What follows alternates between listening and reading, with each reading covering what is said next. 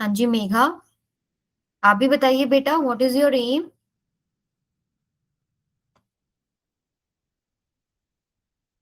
Megha, can you hear me? Megha, Dhruv Yadav has joined. Dhruv, what do you want to become in your life? Prem, welcome to the class.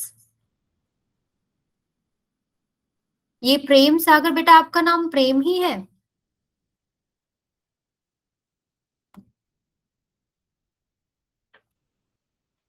Okay, Payal doctor, Monisha doctor, Jyoti doctor, twinkle cardiologist. Okay, I am very happy you all have decided your aim. This is one of the first step. अपना M decide करना और फिर उसके लिए मेहनत करना. ठीक है, चलो. तो मैं ऐसा करती हूँ, बच्चे सभी ज्वाइन कर रहे हैं धीरे धीरे. मैं आपको ओरिएंटेशन एक बार छोटा सा ब्रीफ डिस्क्रिप्शन दे देती हूँ और अपने बारे में बताती हूँ मैं कौन हूँ. ठीक है, now I am sharing slide with you.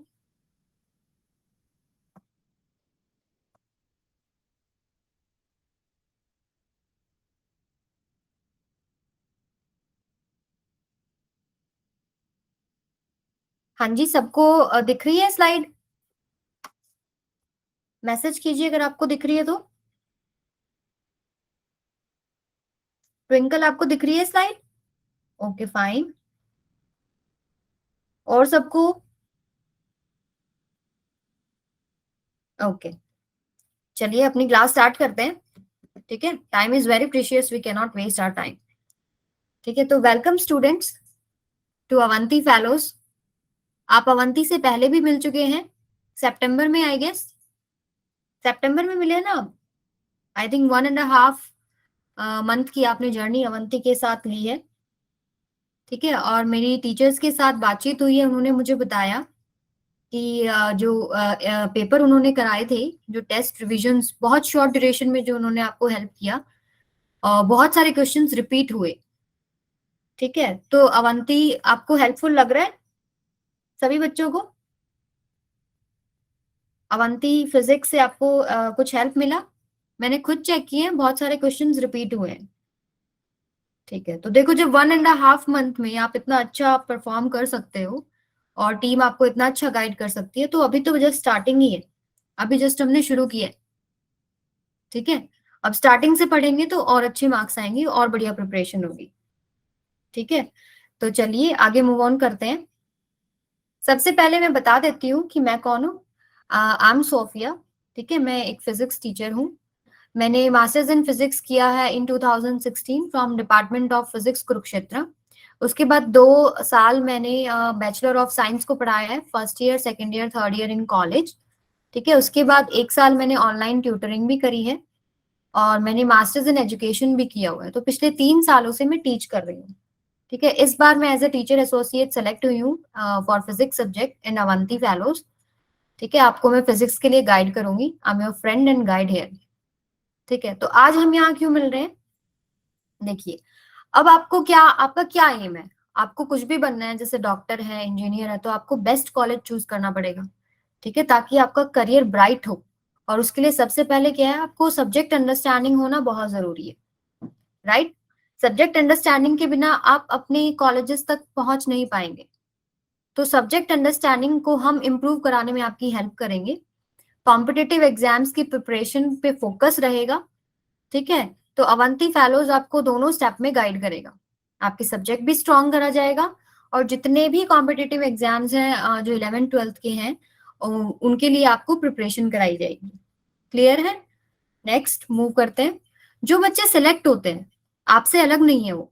ठीक है, बिल्कुल आप ही की तरह जो है, गवर्नमेंट जो स्कूल्स हैं उनमें उन्होंने अवंती फेलोज को ज्वाइन करके अपना जो है सिलेक्शन पाया है.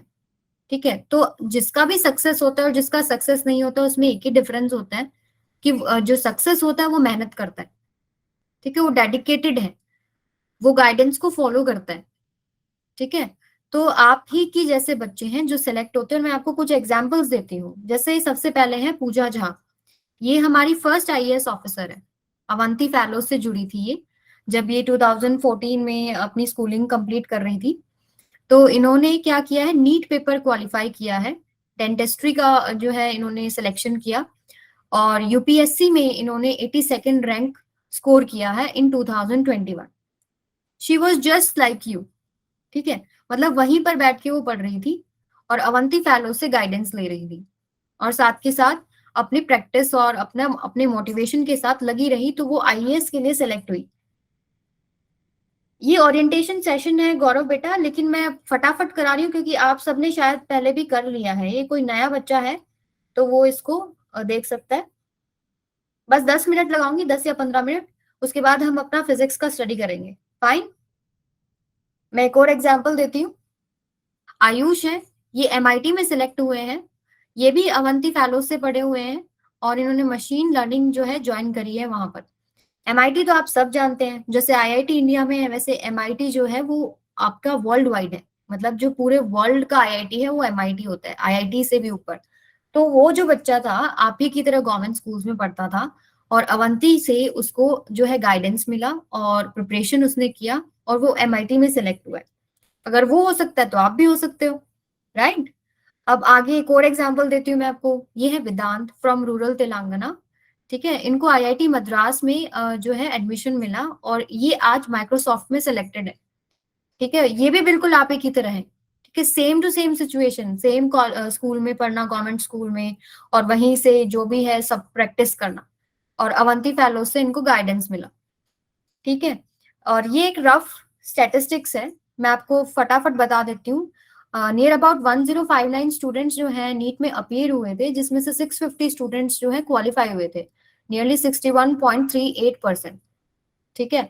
तो this is very high number, बहुत अच्छा स्कोर है ये, ठीक है। ये बच्चों ने यही अवंती में ही प्रिपरेशन किया था। आगे चलते हैं, अब आगे क्या होएगा देखिए। मुझे आपको पढ़ाना है या मेरी टीम को आपको पढ़ाना है या किसी को भी आपको पढ़ाना है, उसके लिए ये जानना बहुत जरूरी है कि आपकी अंडरस्टैंडिंग क्या है, ठीक है, आपका सब्जेक्ट नॉलेज क्या है, ताकि हम आपको अच्छे से पढ़ा सके। टू नो कि भाई आपका लर्निंग में कोई गैप तो नहीं है, कोई वीकनेस तो नहीं है, और हमें आपकी स्ट्रेंथ्स का भी पता होना चाहिए, ताकि आपकी स्ट्रेंथ्स को और स्ट्रॉन्ग किया जाए, और वहां तो आप बिल्कुल नंबर नहीं कटाओ। टू नो दैट कि भाई आपको कितना अंडरस्टैंडिंग है, तो हम एक टेस्ट कंडक्ट करेंगे 13 नवंबर 2022 को। इसके लिए आप तैयारी कीजिए, टेस्ट दीजिए, और फेयर नहीं, कुछ नहीं, आराम से टेंशन फ्री। आपको मैं अभी सिलेबस दिखाती हूँ, आपको सिलेबस प्रिपेयर करना है और टेस्ट देना है, ताकि हम समझ सकें कि आपकी अंडरस्टैंडिंग कितनी है। देखिए सिलेबस है, इसका स्क्रीनशॉट लीजिए बेटा, जो भी नए स्टूडेंट हैं स्क्रीनशॉट लीजिए इसका। और फिजिक्स का मैं इसमें बता देती हूँ कि जो भी टॉपिक्स हैं वो आप कर चुके हैं, कोई भी नया टॉपिक हमने डाला ही नहीं है, तो कोई डरने घबराने वाली बात नहीं है, आराम से पेपर दो, ठीक है। ये हम जानना चाहते हैं कि आपकी अंडरस्टैंडिंग कितनी है, उसके लिए है। स्क्रीनशॉट ले लिया हो तो आप सब मेरे को मैसेज करो, यस और नो। मनोज पूछ रही है डेट फिक्स नहीं हुआ है, किसका फिक्स नहीं हुआ बेटा डेट? कौन सी डेट की बात कर रहे हो? अच्छा, टेस्ट की बात कर रहे हो, ओके ओके। वैसे अभी तक तो 13 नवंबर डिसाइडेड था, बट मुझे पता लगा कि उस दिन एक एग्जाम और है, तो उसका डेट और टाइम का अगर कुछ चेंज होता है वो आपको मैसेज कर दिया जाएगा, और जब तक मैसेज नहीं होता तो आप इसी इसी डेट और टाइम को कंसिडर करके चलो, ठीक है। वो आपको इन्फॉर्मेशन दे दी जाएगी इन केस अगर आपका कोई भी चेंज होता है तो, ठीक है। मैं नेक्स्ट पेज दिखा देती हूँ, अगर किसी ने स्क्रीनशॉट नहीं लिया तो ये ले लीजिए, ठीक है। ये पीसीएमबी चारों जो सब्जेक्ट्स हैं उनके सिलेबस हैं, जो भी आपकी साइड आपने चूज करी है उसके हिसाब से सिलेबस उठाइए और तैयार करिए। सबने स्क्रीनशॉट ले लिया? ले लिया हो तो सब मैसेज करो, यस और नो। हाँ जी, ट्विंकल, मनोज, जिबा, बताइए बेटा। मोनिशा, ओके, मोनिशा ने ले लिया है, ठीक है। मैं आगे मूव ऑन करती हूँ, अगर रह गया हो किसी का तो लास्ट के 5 मिनट्स में मैं पूछूंगी, सिलेबस आपको दोबारा दिखा दूंगी, ठीक है। वंशिका का हो गया, ओके डन, ओके फाइन, ठीक है। आगे मूव ऑन करते हैं। अब क्या होगा कि बच्चों को दो ट्रैक्स में डिवाइड किया जाएगा, एक होगा फोटोन और एक होएगा कैटलिस्ट। दोनों ही जो ट्रैक्स हैं इनमें आपको दो ऑप्शन प्रोवाइड किए जाएंगे, 12 क्लासेस इन अ वीक और एक होगा 6 क्लासेस इन अ वीक। ठीक है, 12 आवर फोटोन बैच में 12 क्लासेस इन अ वीक रहेगा और 6 आवर फोटोन बैच में 6 क्लासेस इन अ वीक रहेगा। आई थिंक अभी तक आप 6 क्लासेस इन अ वीक ले रहे थे, अभी आपको एक और ऑप्शन प्रोवाइड किया गया है। ठीक है, सिमिलरली आपका कैटलिस्ट में भी सेम ऑप्शन रहेगा, 12 आवर कैटलिस्ट बैच जिसमें 12 क्लासेस इन अ वीक लगेगा और 6 hour catalyst batch 6 classes in a week लगेगा। अब आपको दो ऑप्शन दिए क्यों जा रहे हैं? देखिए, सभी बच्चों का पढ़ने का तरीका अलग होता है, सभी बच्चे अलग अलग जगह से तैयारी कर रहे होते हैं। डिपेंडिंग ऑन दैट, क्योंकि आप स्कूल भी जाते हैं, तो आपको क्या लगता है कि कितना टाइम आप डिवोट कर सकते हो यहाँ पर, उसके हिसाब से आप इन दोनों ऑप्शंस में से एक ऑप्शन सेलेक्ट कर सकते हो। ठीक है, आपको लगता है कि भाई मैं फुल टाइम 12 आवर का यहाँ से कर सकती हूँ या कर सकता हूँ, तो 12 आवर लीजिए। और आपको लगता है कि भाई इतना टाइम मेरे पास नहीं है, तो एक क्विक सा रिवीजन होता रहे आपका फटाफट, तो उसके लिए 6 आवर आप ऑप्ट कर सकते हो। एक गूगल फॉर्म आपको प्रोवाइड किया जाएगा और उस पर आप सिलेक्ट कर सकते हो। यहाँ तक सबको क्लियर है 12 आवर और 6 आवर में? ठीक है, मूव करते हैं नेक्स्ट। अब इस 2 ईयर कोचिंग प्रोग्राम में जो अवंती आपको प्रोवाइड कर रहा है वो क्या क्या है, देखिए। पहला, class 11th and class 12th syllabus को कवर किया जाएगा। 11th और 12th क्लास का सिलेबस आपका, अगर आप इसी स्ट्रीम में रहते हैं इन फ्यूचर, बहुत ही इंपॉर्टेंट है, सभी कॉम्पिटेटिव एग्जाम्स में आता ही आता है। ठीक है, दूसरा, वीकली टेस्ट आपको प्रोवाइड किए जाएंगे ताकि आपको फीडबैक हम दे सकें कि आपका कोई पार्ट मिस तो नहीं हो गया है, वीक तो नहीं है। ठीक है, और स्टडी मटेरियल आपको प्रोवाइड किया जाएगा ताकि आप फटाफट चीजों को रिवाइज कर सकें। वर्कशीट्स आपको दिए जाएंगे और जिसमें आप प्रॉब्लम्स प्रैक्टिस करेंगे। उसके बाद डाउट सॉल्विंग सेशंस होंगे, अगर फिर भी कोई प्रॉब्लम बच जाती है तो यहाँ आप डाउट सॉल्विंग सेशंस में अपना डिस्कस कर सकते हो।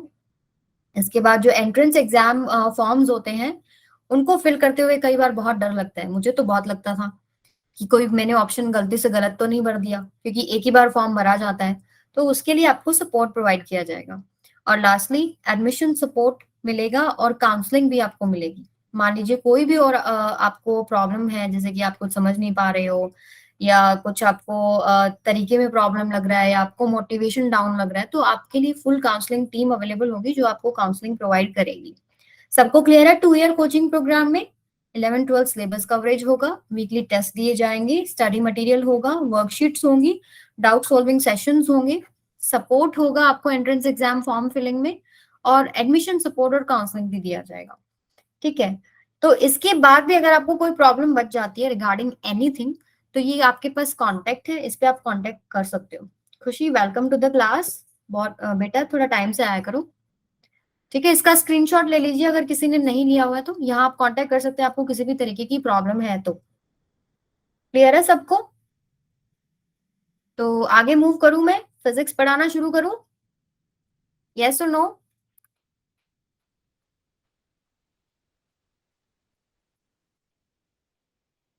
कोई नया बच्चा आया हो जिसको और कोई प्रॉब्लम हो अभी, जो ज्वाइन कर रहे हैं फिलहाल? गौरव, ओके, क्लियर है गौरव को। ओके ओके, खुशी को क्लियर है। कोई भी प्रॉब्लम है? चलिए, अब भी आपकी अगर कोई प्रॉब्लम रह जाती है तो मैं लास्ट के 5 मिनट आपको दूंगी, आप मेरे से वहां पूछ सकते हो। ओके, ठीक है, अब हम आपको फिजिक्स पढ़ाना स्टार्ट करते हैं। देखिए, जो टर्म 2 है उसमें जो यूनिट है आपकी पहली, उसका जो पहला चैप्टर है वो है मैकेनिकल प्रॉपर्टीज ऑफ सॉलिड्स।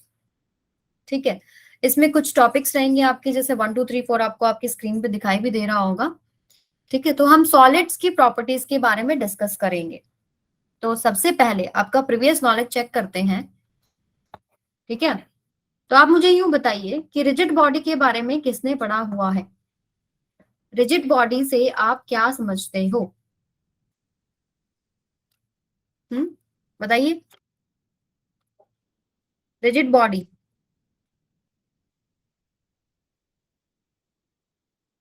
जिबा ने हैंड रेज किया। बेटा आपको जो भी पता है रिजिड बॉडी के बारे में, आप इस पे मैसेज कीजिए मेरे को, ठीक है?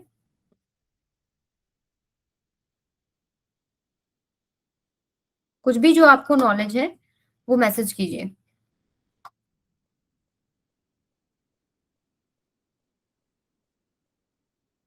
रिजिड बॉडी सॉलिड को कहते हैं, Rigid body is not change shape or size. Okay, Ziba, no change in shape and size. Vanshika, no change in shape and size.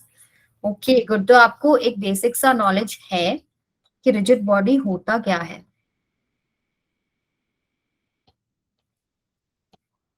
ठीक है. सबसे पहले जो आप सभी बता रहे हैं, सबसे कॉमन जो सबसे कॉमन है, no change in shape and size. इसको आप कैसे, कौन सी लैंग्वेज में बोलते हैं generally? Definite shape and size. जिनका डेफिनेट शेप एंड साइज होता है. यहां तक सबको क्लियर है? ओके. रिजिड बॉडीज में particles packed very closely. Yes, good. This answer is also good. Second, देखिए मैं आपको एक एग्जाम्पल देती हूँ. कोई भी अगर बॉडी है तो क्या इनमें कोई भी दो पॉइंट्स को कंसिडर कीजिए, एनी पॉइंट्स, और इनके बीच में डिस्टेंस देखिए. मान लीजिए आप कोई भी फोर्स लगा रहे हैं और इनके बीच का जो डिस्टेंस है वो चेंज नहीं हो रहा है ओवर द टाइम, तो हम इसको रिजिड बॉडी कहते हैं. यानी कि उनके बीच जो पार्टिकल्स हैं, उनके बीच का जो डिस्टेंसेस हैं वो फिक्स्ड रहते हैं. वो फिक्स है तभी तो साइज और शेप मेंटेन रहता है, राइट?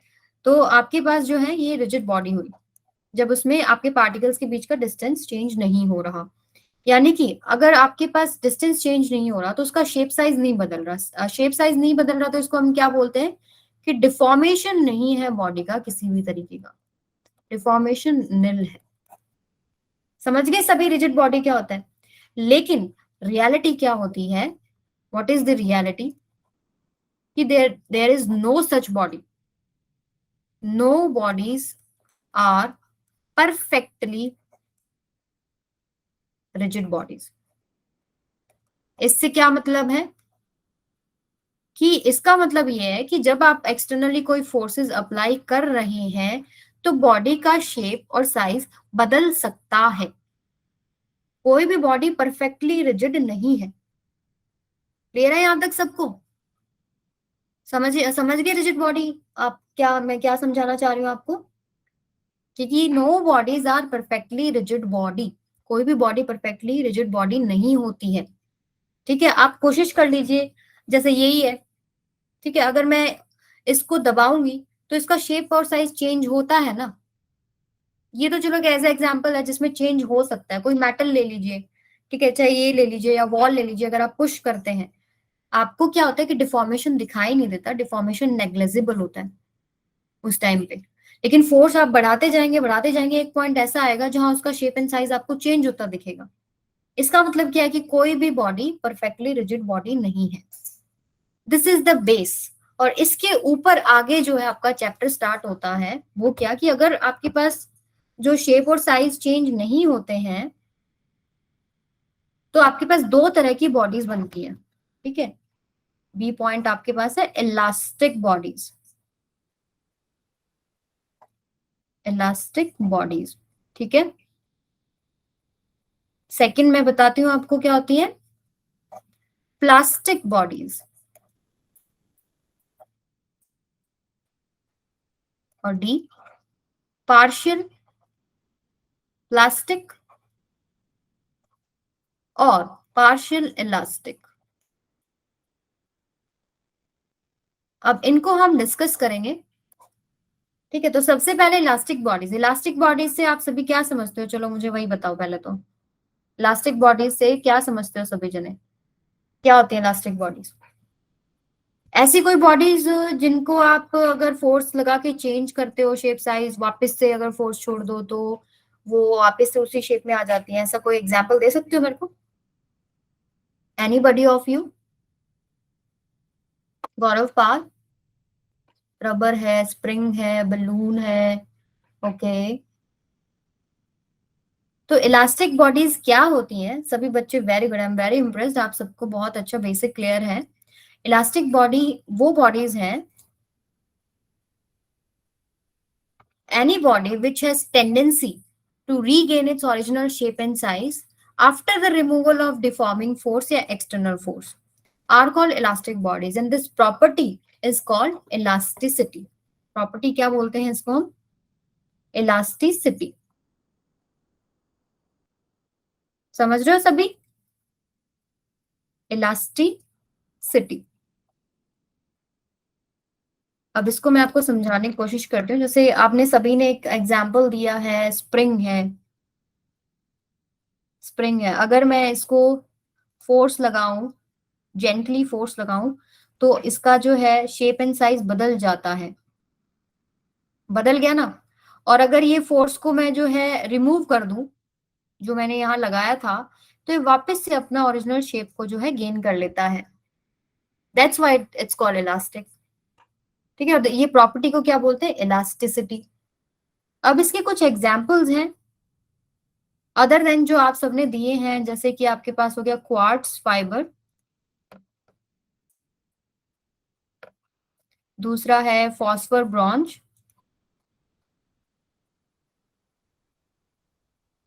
ठीक है। इसके अलावा जो आपने दिए हैं जैसे स्प्रिंग हो गया, ठीक है, ये भी आपके पास एक एग्जाम्पल है, ठीक है। स्टील, हाँ, तो अब स्टील पे आते हैं। स्टील, कुछ बच्चे बोल रहे हैं स्टील इलास्टिक है, सभी एग्री करते हो इस चीज से? कौन ये कहते हैं कि स्टील जो है वो इलास्टिक नहीं होता?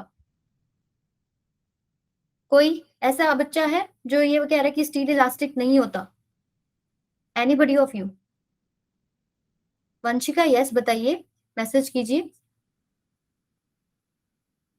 चलो इसका हम एक डेमोन्स्ट्रेशन देख लेते हैं, क्या स्टील इलास्टिक है। मेरी डेफिनेशन क्या थी कि जब हम कोई डिफॉर्मिंग फोर्स लगाते हैं, ठीक है, और उस डिफॉर्मिंग फोर्स को हम छोड़ देते हैं, यानी हटा देते हैं, तो बॉडी अपना ओरिजिनल शेप और साइज जो है वो रिगेन कर रहा है, ठीक है।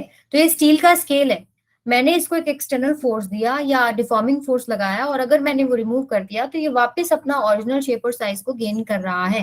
That's why it is called elastic body. और ये प्रॉपर्टी क्या होती है? इलास्टिसिटी, ठीक है। अब ऐसा हो क्यों रहा है? जैसे मैंने इसको ऐसे जो है डिफॉर्म किया, छोड़ दिया, वापस कैसे जा रहा है, क्यों जा रहा है?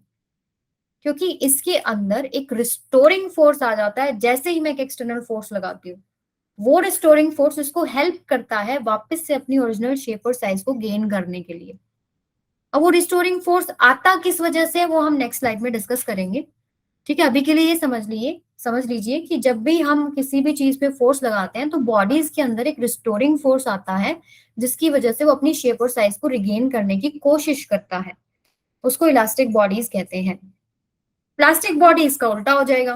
प्लास्टिक बॉडी क्या है कि any body which has tendency not to gain its original shape and size, मतलब वो अपना जो उसके अंदर कोई एक्सटर्नल फोर्स की वजह से डिफॉर्मेशन हो गया तो डिफॉर्म्ड ही रहता है। जैसे मैं आपको एग्जांपल देती हूँ इससे, अगर मैं इसको प्रेस कर दूं, मैंने एक एक्सटर्नल फोर्स यानी डिफॉर्मिंग फोर्स मींस इसका शेप और साइज डिफॉर्म कर दिया मैंने, अगर दिया तो देखिए इसका शेप बदल गया, ठीक है। तो ये प्लास्टिक बॉडी है कि इसमें कोई परमानेंट डिफॉर्मेशन रह गया, ठीक है। दैट्स व्हाई इसकी जो प्रॉपर्टी है उसको हम क्या बोलते हैं? प्लास्टिसिटी। क्या बोलते हैं? प्लास्टिसिटी। क्लियर है सबको? इसके एग्जाम्पल आप सभी बताइए। चलो एग्जाम्पल बताओ, कोई भी बच्चा एग्जाम्पल बताओ मेरे को। ट्विंकल आप बताओ बेटा। आपका मुझे समझ में आ गया, बेसिक तो सबका क्लियर है, ठीक है। बढ़िया पढ़ेंगे, बढ़िया अपने कॉन्सेप्ट क्लियर करेंगे, कुछ छोटे मोटे गैप्स होंगे वो भी फिल कर लेंगे। देखिए एग्जाम्पल जैसे हो गया वेट क्ले। क्ले से तो आप सभी खेले हुए हैं, अगर आप उसको दबाते हैं तो उसी शेप में रह जाता है, ठीक है। आटा तो आपने देखा ही होगा, आटे को अगर आप प्रेस कर दो, जैसे रोटी बनाते हैं ना, ठीक है, अगर आप उसको प्रेस कर दो और छोड़ दो तो क्या वो अपनी ओरिजिनल शेप गेन करता है? वो वैसा का वैसा रह जाता है, समझ रहे हो? ठीक है, तो ये प्लास्टिक बॉडीज होगी। जैसे एक और मैं एग्जांपल दूं इंटरेस्टिंग ना, जैसे आप सभी सैंड में चले हुए हो ना, फुटप्रिंट्स बन जाते हैं आपके, तो जो वो मटेरियल ही तो है एक सैंड, तो क्या वो अपनी ओरिजिनल शेप और साइज को जो है गेन कर पाता है? नहीं करता। तो वो भी आपके पास प्लास्टिक बॉडीज में आ गया। एक और बच्चे ने एग्जाम्पल दिया है मड, जिसमें कोई परमानेंट डिफॉर्मेशन रह जाता है, जो अपनी ओरिजिनल शेप एंड साइज को बिल्कुल गेन नहीं करता है, वो प्लास्टिक बॉडीज हैं, ठीक है। अब हम चलते हैं नेक्स्ट पे। जैसे यही था इस एग्जांपल से, पार्शियल प्लास्टिक पार्शियल एलास्टिक क्या होता है कि मैंने इसको जब प्रेस किया और इसको मतलब एक्सटर्नल फोर्स दिया और मैंने ये हटा दिया, तो क्या है कि ये अपना थोड़ा सा जो है शेप को रिगेन करने की कोशिश करता है, but original shape and size तो नहीं रिगेन कर पाता। और ना ही इसमें परमानेंट जो है डिफॉर्मेशन रहता। तो ये इन दोनों के बीच का एक बॉडी है, इलास्टिक, परफेक्टली इलास्टिक और परफेक्टली प्लास्टिक के बीच का एक कंडीशन है, जिसको हम पार्शियल प्लास्टिक या पार्शियल इलास्टिक बोलते हैं।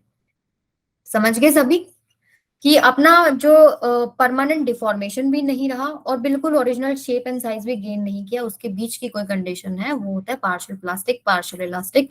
एंड जैसे हमने पीछे किया था कि no body is perfectly rigid, वैसे ही no body is perfectly elastic plastic. ऐसी कोई बॉडी नहीं होती, क्योंकि कोई ना कोई एनर्जी लॉसेस जो है, शेप एंड साइज जब चेंज होते हैं वहां होते ही हैं। ठीक है, नेग्लेजिबल हो सकते हैं पर होते हैं, तो परफेक्टली नहीं है। जो मैंने आपको एग्जांपल दिया ना, इलास्टिक बॉडीज में नियरली परफेक्ट है, नॉट परफेक्ट। यहां तक सबको क्लियर है? इलास्टिक बॉडीज क्या है, प्लास्टिक क्या है, इनके एग्जांपल्स और रिजिड बॉडीज क्लियर है सबको? सभी बच्चों को क्लियर है?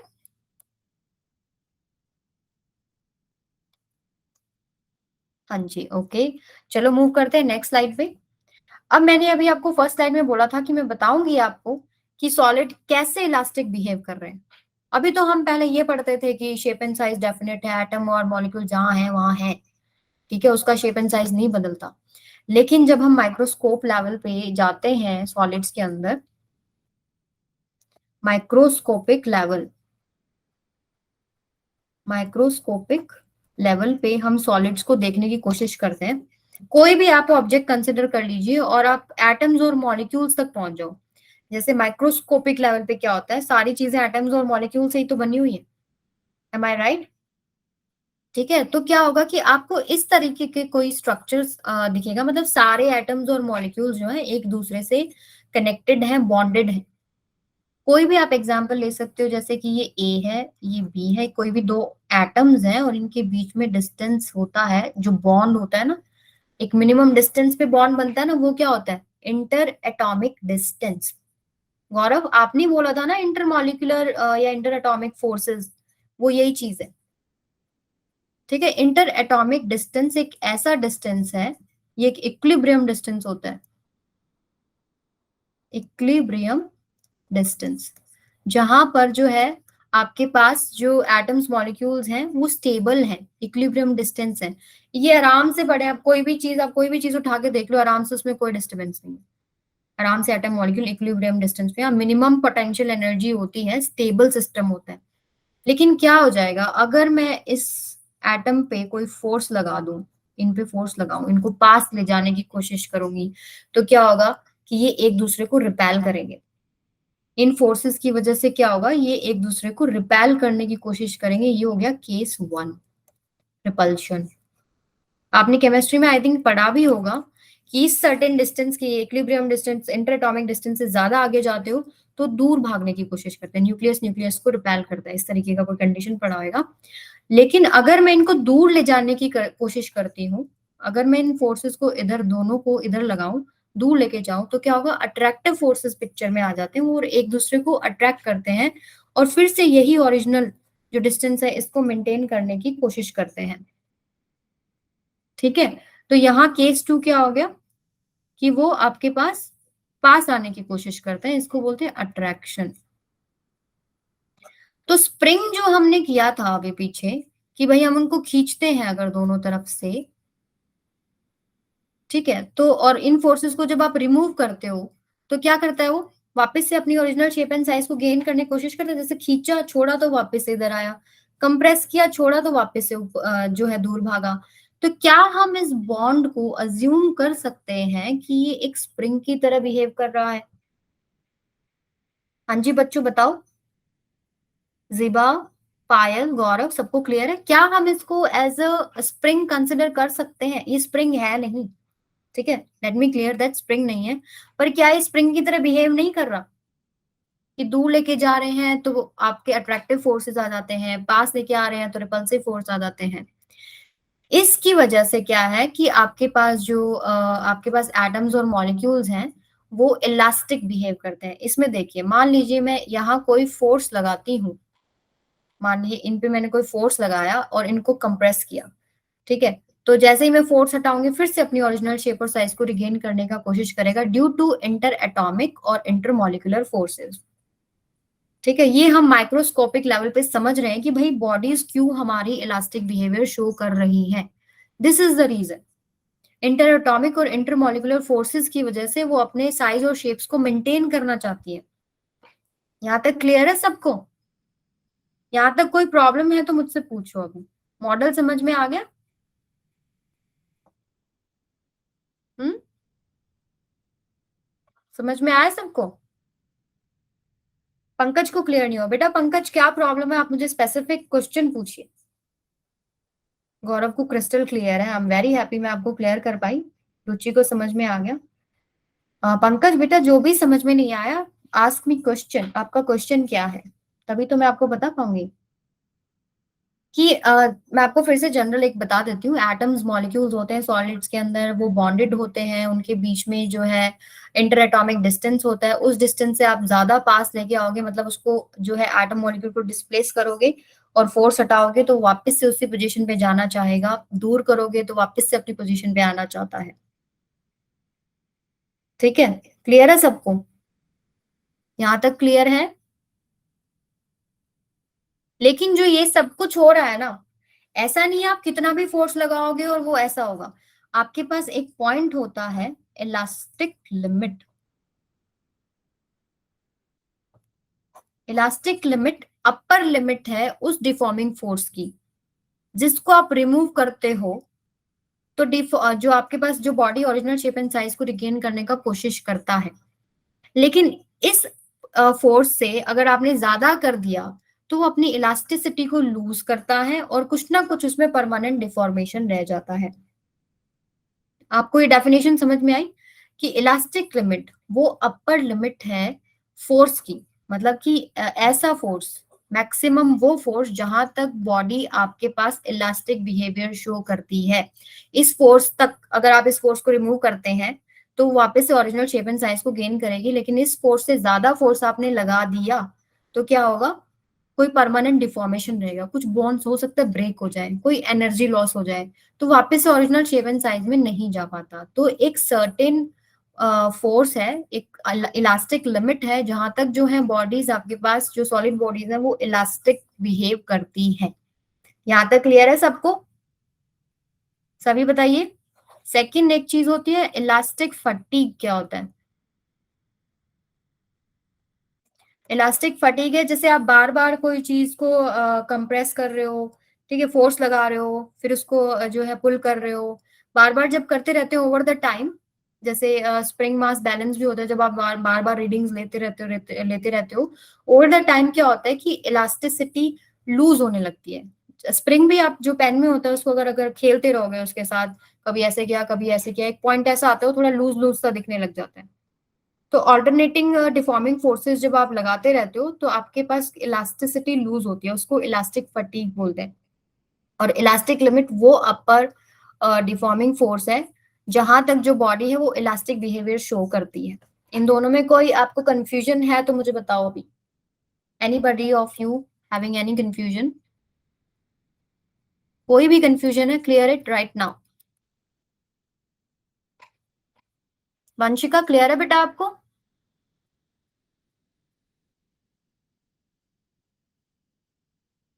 खुशी, मोनिशा, वंशिका को क्लियर है, ओके फाइन। वंशिका को क्लियर, ओके ओके। चलिए फिर आगे मूव ऑन करते हैं, अगर किसी को प्रॉब्लम नहीं है तो। ओके, इकरा, इकरा नाम है नहीं? रुचि को क्लियर है। चलिए फिर आगे मूव करते हैं। तो अब आपके पास क्या हो रहा है, स्ट्रेस पढ़ेंगे हम लोग। स्ट्रेस क्या होता है? Restoring force per unit area. जब मैंने आपको स्टार्टिंग में बताया था कि जब भी हम डिफॉर्मिंग फोर्स लगा रहे हैं, ठीक है, तो क्या हो रहा है कि बॉडी रेजिस्ट करती है शेप और साइज को चेंज होने में। जैसे ही आप डिफॉर्मिंग फोर्स लगा रहे हो तो ओरिजिनल शेप एंड साइज में जा रही है ना? बताइए। हाँ जी Gaurav, you are right, it is the over use of the material, yes this is right. Over the time जब बार बार आप यूज करते रहते हो, ठीक है। हाँ जी, तो स्ट्रेस क्या होता है? Restoring force per unit area. देखिए क्या होता है, मैं आपको एक पिक्चर से समझाने की कोशिश करती हूँ। मान लीजिए ये आपके पास कोई भी मेटल की रोड है, तो जब आप इसको फोर्स लगाते हो, ठीक है, तो एक्चुअली में क्या हो रहा है कि इंटर मॉलिक्यूलर इंटर एटॉमिक जो आपके फोर्सेस है उनकी वजह से क्या हो गया कि बॉडी अपना शेप एंड साइज को चेंज नहीं होने देना चाहता, तो इस बॉडी में इंटरनली एक रिस्टोरिंग फोर्स आ जाता है, ठीक है। और इक्विलिब्रियम कंडीशंस पे ये एफ आर एस एफ के इक्वल ही होता है। जो जो आप न्यूमेरिकल सॉल्व करोगे ना, तो सीधा आप जो फोर्स लगा रहे हो बॉडी पे उसको डिवाइड करोगे जिस एरिया पे वो लग रहा है, जैसे यहाँ पे इस एरिया पे लग रहा है, ठीक है। तो आपके पास जो स्ट्रेस आया वो क्या आया, restoring force per unit area. लेकिन जनरली क्या होता है कि ये जो रिस्टोरिंग फोर्स है, जो आपने एक्सटर्नली डिफॉर्मिंग फोर्स अप्लाई किया है या एक्सटर्नल फोर्स अप्लाई किया है, उसके इक्वल ही होता है, और हम इसको ऐसे ही पुट कर लेते हैं, एफ जो आपने अप्लाई किया है, जो एफ आप अप्लाई कर रहे हो उसकी शेप और साइज को चेंज करने के लिए, उसी के अगेंस्ट तो बॉडी रेजिस्ट कर रही है ना, समझ रहे हो आप। तो फोर्स पर यूनिट एरिया हम लोग पुट कर लेते हैं, यानी कि न्यूटन पर मीटर स्क्वायर। क्लियर है आपको ये डेफिनेशन? ठीक है। 99% ऑफ केसेस में क्या होता है, रिस्टोरिंग फोर्स जो आपने फोर्स अप्लाई किया होता है उसके इक्वल ही होता है, एक्सटर्नल फोर्स के इक्वल ही होता है इक्विलिब्रियम कंडीशंस में। ठीक है, यहां तक क्लियर है सबको? Restoring force per unit area is called stress. और स्ट्रेस इन जनरल लैंग्वेज आप समझ सकते हो, जैसे पेपर आ जाते हैं सर में स्ट्रेस हो जाता है ना, भाई मुझे मैंने ये भी नहीं किया वो भी नहीं किया, सब कुछ करना है अभी फटाफट, वही स्ट्रेस आपके मटेरियल्स पे है, उनको फोर्स लगा कोई बाहर से, तो उनके अंदर एक रिस्टोरिंग फोर्स क्रिएट हो जाता है, that restoring force divide by that area जिसके ऊपर वो लग रहा है, वो आपके पास स्ट्रेस होता है। क्लियर है यहाँ तक? चलिए आगे मूव ऑन करते हैं, एक एग्जाम्पल कर लेते हैं हम लोग। जैसे इन्होंने क्या बोला है कि A and B are two wires, the radius of A is twice that of B and they are stretch by the same load. ठीक है, तो इन्होंने क्या बोला है कि दो इन्होंने वायर ली है, जैसे एक मैंने ये ले ली, ठीक है, और एक मैंने ये ले ली,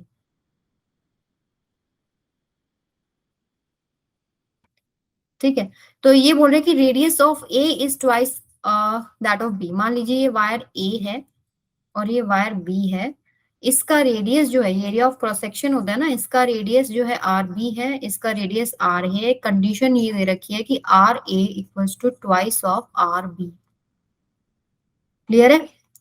अब रेडियस ज्यादा है तभी तो ये आपको थिक दिख रही है, डायमीटर ज्यादा हो गया ना, तभी आपको ये थिक दिख रही है। And they are stretched by the same load, उनको एक सेम लोड से जो है स्ट्रेच किया गया है। मान लीजिए कोई भी लोड है एफ है। ऑप्शंस तो बेटा नहीं अभी देखो, गलत है गौरव, दोबारा सॉल्व करो। तो क्या होगा, स्ट्रेस क्या हो जाएगा, is equal to force per unit area. ठीक है, तो सबसे पहले हम लोग निकाल लेते हैं case one for this wire. तो स्ट्रेस कितना हो जाएगा, फोर्स तो ये है एफ, दोनों में सेम फोर्स लग रहा है, सेम लोड लग रहा है, और एरिया होता है पाई आर स्क्वायर, यानी कि पाई आर ए स्क्वायर, रेडियस इसका आ रही है ना। सिमिलरली सेकेंड केस हम लेते हैं, स्ट्रेस फॉर अनदर वायर जो बी वाली है, फोर्स तो वही लग रहा है, ठीक है, और इसका रेडियस कितना हो जाएगा, पाई आर बी स्क्वायर। और कंडीशन क्या दे रखी है, R A is equal to twice of R B. ठीक है, तो यहां पुट कर लीजिए आर ए की वैल्यू, एफ बाय पाई, ये आ जाएगा 4 और आर बी स्क्वायर। क्लियर है यहां तक? ये स्ट्रेस ऑफ ए वायर है और ये स्ट्रेस ऑफ बी वायर है, सबको क्लियर है? क्लियर है, ठीक है। अब आप इन दोनों इक्वेशंस को कंपेयर कर सकते हो या डिवाइड कर सकते हो, जैसे स्ट्रेस ऑफ ए वायर को मैंने डिवाइड कर दिया स्ट्रेस ऑफ बी वायर, ये एफ से एफ तो कट ही जाएगा, क्या हो जाएगा देखो, F by pi R B square, और इधर आ जाएगा F by 4 pi R A square. देखो पाई से पाई गया, एफ से एफ गया, सॉरी यहाँ पे आएगा आर बी स्क्वायर। तो क्या निकल के आया आपके पास, आर बी स्क्वायर से आर बी स्क्वायर कट गया। यहाँ पर क्या है आपके पास, स्ट्रेस ऑफ ए, चेक कीजिए सारी चीजें मैंने ठीक पुट करी हैं। आर ए आपका ट्वाइस आर बी का, तो 2 RB² 4 हो गया, सॉरी यहां पर आएगा 4। ठीक है,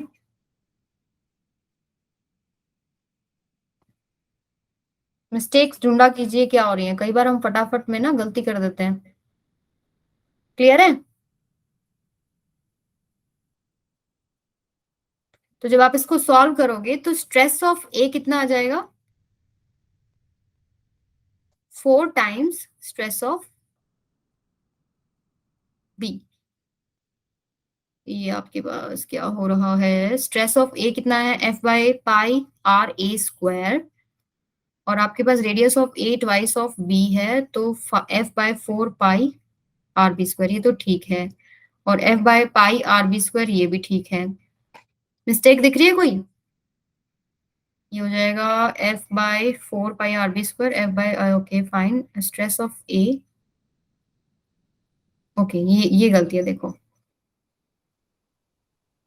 क्या गलती है, 4 कहाँ आएगा, 4 आएगा यहाँ, स्ट्रेस ऑफ जो बी है ना, ये 4 times of stress of A आ रहा है। क्लियर है सबको? देखो stress of A multiply by 4 होगा, is equal to stress of B हो जाएगा। गौरव क्लियर है बेटा? रुचि, पायल, तो कौन सा ऑप्शन हो गया फिर, B is the right option. Clear है सबको? Should I move forward? Ruchi को क्लियर है, ओके प्रेम चाहते हैं, और चलो मैं एक बार और एक्सप्लेन कर देती हूँ। देखो बहुत ही सिंपल क्वेश्चन है, 2 वायर्स दे रखी हैं, दोनों की वायर्स की रेडियस जो है उनमें एक रिलेशन दे रखा है कि इस वायर का जो रेडियस है ना, वो इस वायर के रेडियस का ट्वाइस है। ठीक है, तो R A equals to twice of R B, ये हमको कहीं इस्तेमाल करना पड़ेगा। ठीक है, अब देखते हैं, इन्होंने पूछा क्या, स्ट्रेस, दोनों वायर्स का स्ट्रेस निकाल लिया, स्ट्रेस ऑफ ए कितना हो जाएगा, F/A, दोनों वायर्स पे फोर्स इन्होंने सेम दिया है, तो यहाँ F पुट कर दिया, एरिया की जगह πRA²। अब आर ए का ये रिलेशन इस्तेमाल कर लिया जो 2RB है, तो जब इसको पुट करोगे तो स्क्वायर की वजह से 2 की जगह 4 हो जाएगा और ये RB² आ जाएगा, और स्ट्रेस ऑफ बी क्या है, F/πRB², रेडियस बी वाला। ठीक है, दोनों को डिवाइड कर दो, कट पट के जो है आपके पास जो स्ट्रेस ऑफ बी है वो 4 टाइम्स स्ट्रेस ऑफ ए आ जाएगा। आई थिंक अभी क्लियर होना चाहिए, बहुत सिंपल सा न्यूमेरिकल है। अब भी नहीं होता तो आप खुद अपना एक बार घर पे ट्राई करना, नेक्स्ट क्लास में डिस्कस कर लेंगे। फाइन, चलो नेक्स्ट मूव करते हैं। टाइप्स ऑफ स्ट्रेस कौन कौन से होते हैं? अब देखिए, स्ट्रेस क्या है, फोर्स पर यूनिट एरिया, तो आपने एरिया पे फोर्स कैसे लगाया है उसके हिसाब से डिफरेंट टाइप्स ऑफ स्ट्रेसेस बन जाते हैं।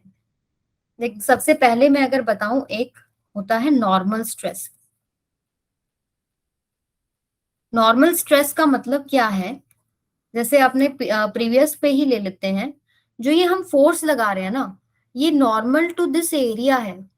ठीक है, जो ये एरिया ऑफ बॉडी है जिसके हम परपेंडिकुलर फोर्स लगा रहे हैं, नॉर्मल मतलब होता है परपेंडिकुलर। समझ गए आप लोग? क्लियर है सबको? व्हेन अ डिफॉर्मिंग फोर्स जो है वो एक्ट करता है normally over an area of body. Clear हो रहा है? जैसे ये आपके पास है, यहां आपने कोई फोर्स लगाया, this is normal to the area of the body. Similarly आप एक केस और भी ले सकते हैं, जब आप नॉर्मल ऐसे भी लगा सकते हो ना, नॉर्मल तो आप कैसे भी लगा सकते हो, ऐसे भी और ऐसे भी, राइट? तो ये, और इसकी, इन फोर्सेस की वजह से जो एरिया पे नॉर्मल लग रहा है, जो स्ट्रेस क्रिएट होता है फोर्स पर यूनिट एरिया जो आ रहा है, वो नॉर्मल स्ट्रेस होता है। यानी जो एरिया के नॉर्मल फोर्स की वजह से जो स्ट्रेस आ रहा है वो नॉर्मल स्ट्रेस हो गया। सेकंड आपके पास, इसमें भी देखिए दो दो आपके पास ऑप्शन है, एक होता है आपके पास टेंसाइल और एक होता है आपके पास कंप्रेसिव। टेंसाइल में लेंथ में एलोंगेशन होता है, ठीक है, लेंथ बढ़ती है। जैसे कि आपने अगर ये फोर्स लगाया तो ये जो सिलेंडर है ये बढ़ गया इतना, ठीक है, ये इसका लेंथ बढ़ गया, ये एक्सटेंशन हो गया, मान लीजिए डेल्टा एक्स, और इधर भी मान लीजिए थोड़ा सा आपके पास एक्सटेंशन हो गया। तो आप जिस फोर्स की वजह से जो लेंथ है वो एक्सटेंड हो रहा है, उस और उसकी वजह से जो स्ट्रेस बनता है वो टेंसाइल स्ट्रेस होता है, ठीक है। और ये वाला जो केस है इसमें क्या है कि आपके पास जो है लेंथ डिक्रीज होगी, यानी आपके पास जो नॉर्मल फोर्स लग रहा है और उसमें लेंथ आपके पास जो है डिक्रीज हो जाए, और उससे जो स्ट्रेस क्रिएट होगा वो होगा आपके पास कंप्रेसिव स्ट्रेस। होगा वही force per unit area, but इसमें लेंथ डिक्रीज हो गया और इसमें लेंथ इंक्रीज हो गया। और इन दोनों का एक और नाम भी होता है लॉन्गिट्यूडनल स्ट्रेस,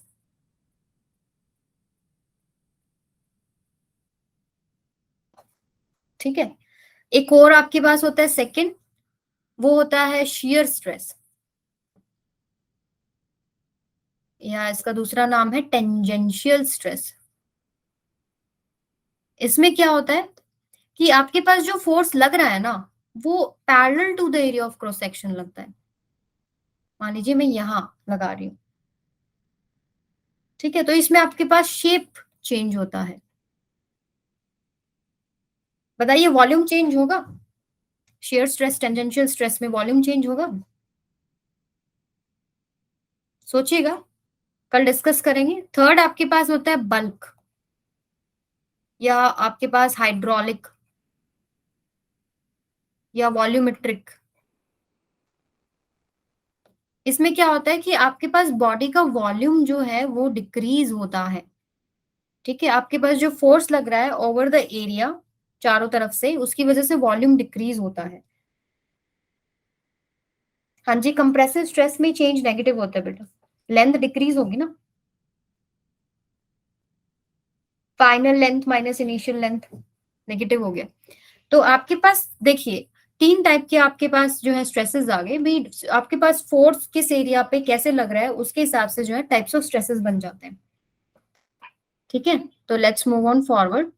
आई थिंक मैंने आपको पहले ही एक्सप्लेन कर दिया कि टेंसाइल स्ट्रेस क्या है, जिसमें आपके पास जो है जो आपके पास फोर्स लग रहा है, डिफॉर्मिंग फोर्स लग रहा है, वो नॉर्मल लग रहा है to the area of the body, ठीक है। और कंप्रेसिव, और इसमें क्या होता है कि आपके पास लेंथ जो है वो एक्सटेंड होती है। कंप्रेसिव में क्या होता है कि नॉर्मल लग रहा होता है to the area of the body, लेकिन उसकी लेंथ जो है वो कम हो रही होती है। यहाँ तक क्लियर है सबको? ये लॉन्गिट्यूडनल स्ट्रेस के दो पार्ट है, टेंसाइल स्ट्रेस और कंप्रेसिव स्ट्रेस। लॉन्गिट्यूडनल स्ट्रेस को हम नॉर्मल स्ट्रेस भी बोल सकते हैं। आई थिंक सबको क्लियर है, मूव ऑन करते हैं। फॉर्मूला सेम है सारे स्ट्रेसेस में, फोर्स पर यूनिट एरिया ही रहता है, बस आपको एरिया का ध्यान रखना है कि एरिया कौन सा लग रहा है। एक न्यूमेरिकल और कर लेते हैं, लॉन्गिट्यूडनल और हाइड्रोलिक। हाइड्रोलिक स्ट्रेस गौरव अभी मैं आगे डिस्कस करूंगी। हाइड्रोलिक स्ट्रेस मतलब हो गया कि जो फ्लूइड्स की वजह से लग रहा है, ठीक है। अभी नेक्स्ट जो हमारे स्लाइड्स है ना, स्ट्रेस, ये सारी तरह के जो स्ट्रेसेस हैं ये आगे अगली क्लास में डिस्कस होंगे, वहां मैं आपको क्लियर कर दूंगी अच्छे से, ठीक है। अभी के लिए ये आप याद रखो कि हाइड्रोलिक स्ट्रेसेस में वॉल्यूम जो है वो डिक्रीज होता है। जैसे लॉन्गिट्यूडनल में क्या होता है कि आपके पास लेंथ इंक्रीज या डिक्रीज होता है, वैसे ही आपके पास हाइड्रोलिक में वॉल्यूम डिक्रीज होता है। समझ गए? तो हम एक न्यूमेरिकल और कर लेते हैं तब तक के लिए।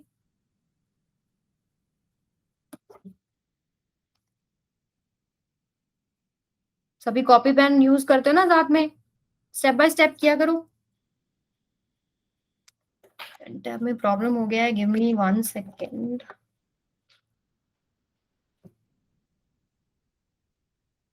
हाँ जी, देखिए क्वेश्चन क्या है। क्वेश्चन है आपके पास, हाँ देखो, एक लोड है 4 kg का, सस्पेंड किया गया है सीलिंग से through a steel wire of radius 2 mm। Find the tensile stress developed in the wire when equilibrium is achieved. तो इन्होंने क्या बोला है कि एक सीलिंग से जो है इन्होंने एक जो वायर है, स्टील वायर जो है वो सस्पेंड किया, ठीक है, और इस पे एक लोड लगा दिया जिसका मास है 4.0 kg, ठीक है, और इन्होंने इसका जो एरिया ऑफ क्रॉस सेक्शन है वो क्या दिया है, सॉरी रेडियस दिया है इस वायर का, वो है 2.0 mm। These are the given conditions कि आपके पास जो मास है वो ये है, रेडियस ये है, और ये वायर सीलिंग से आपका जो है लटकाया गया है। तो टेंसाइल स्ट्रेस क्या था कि जब आप, अब क्या होगा इसमें कि आपकी लेंथ बढ़ेगी ना, आपका फोर्स नॉर्मल लग रहा है टू द एरिया, तो क्या हो रहा है कि आपका लेंथ बढ़ रहा है, बढ़ रहा है नहीं बढ़ रहा है। ठीक है, तो इन्होंने पूछा ये टेंसाइल स्ट्रेस, तो अब force per unit area, tensile stress का फॉर्मूला भी क्या होता है, फोर्स पर यूनिट एरिया। इन्होंने बोला कि when equilibrium is achieve, equilibrium के टाइम पे क्या होता है, रिस्टोरिंग फोर्स जो है इसमें डेवलप होता है वो इस एक्सटर्नल फोर्स के इक्वल ही होता है। तो हम जनरली, मैंने आपको बताया था कि क्वेश्चंस में क्या होता है कि हम लोग सीधा जो फोर्स अप्लाई करते हैं ना वही पुट कर देते हैं, ठीक है, सॉल्व करने के लिए। तो आपके पास क्या फोर्स क्या होता है, एम जी, लोड लिया ना इन्होंने, तो एम कितना हो गया अभी देखते हैं। चलो एरिया ऑफ क्रॉस सेक्शन क्या होता है, पाई आर स्क्वायर। चलो देखते हैं, मास कितना दिया 4, जी क्या लेंगे, क्वेश्चन में जी की वैल्यू आपको गिवन है, जी आप लोगे, जी क्या लोगे 3.1 इंटू पाई। जो अगर क्वेश्चन में गिवन नहीं होती तो क्या लेते, 9.8 ले लेते, और अगर आपको यूं है कि फटाफट आंसर्स निकालने हैं अप्रोक्सीमेशन में तो 10 भी ले लेते हैं। तो यहाँ तो लेकिन गिवन है तो हम यही लेते हैं 3.1 पाई। ठीक है, नीचे क्या है पाई, और रेडियस दे रखे 2 mm। देखो सारी जो यूनिट्स हैं या तो कर लो आप सीजीएस सिस्टम में, और या कर लो आप स्टैंडर्ड जो यूनिट्स होती हैं। अब देखो गिवन क्या है 4 kg, जी दे रखा है मीटर पर सेकेंड स्क्वायर में, तो ये तो दोनों होगी स्टैंडर्ड यूनिट्स। तो आप ऐसा करो कि रेडियस को ही जो है मीटर में कन्वर्ट कर लो। तो को जब आप कन्वर्ट करोगे तो यहाँ पे आएगा 2 × 10⁻³ का स्क्वायर, पाई आर स्क्वायर है ना, तो पाई से पाई कटा, ठीक है, तो ये आया 3.1, 2 का स्क्वायर 4, यहाँ एक 4 भी है ऊपर, और इंटू 10⁻⁻6। क्लियर है यहाँ तक, 4 से 4 भी कट गया, सिंपल सा क्वेश्चन था। 3.1 इंटू 10⁻6 न्यूटन पर मीटर स्क्वायर, ये इसका आंसर हो गया। क्लियर है सबको। स्ट्रेस क्या होता है, force per unit area, force होता है mg, मास दे रखा है 4, जी भी इन्होंने दे रखा है 3.1 पाई, वो आपने पुट कर दिया, divide by pi R square, R जो है इन्होंने 2 mm दिया था उसको हमने मीटर में कर लिया। ठीक है, सारी काटाई पटाई करी और लास्ट में क्या बच गया 3.1 इंटू 10⁻6 न्यूटन पर मीटर स्क्वायर। यहां तक किसी को कुछ भी प्रॉब्लम है तो पूछो, एनीथिंग, कोई भी बेसिक से बेसिक सवाल हो कुछ भी पूछो। सभी बच्चे